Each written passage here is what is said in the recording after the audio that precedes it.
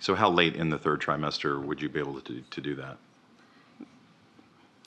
You know, it's very unfortunate that our physicians, witnesses were not able to attend today to speak specifically. No, I'm to talking that. about your bill. How late in the third trimester could a physician perform an abortion if he indicated it would impair the mental health of the woman?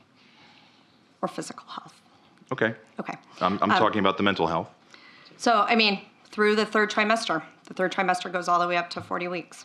Okay, but to the end of the third trimester. Yep, I don't think we have a limit in the bill. So,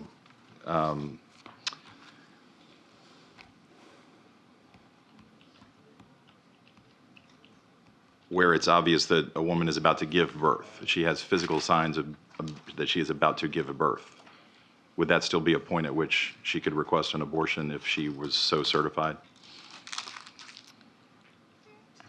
She's dilating.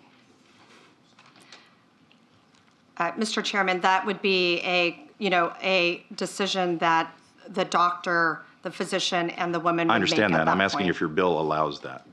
My bill would allow that, yes.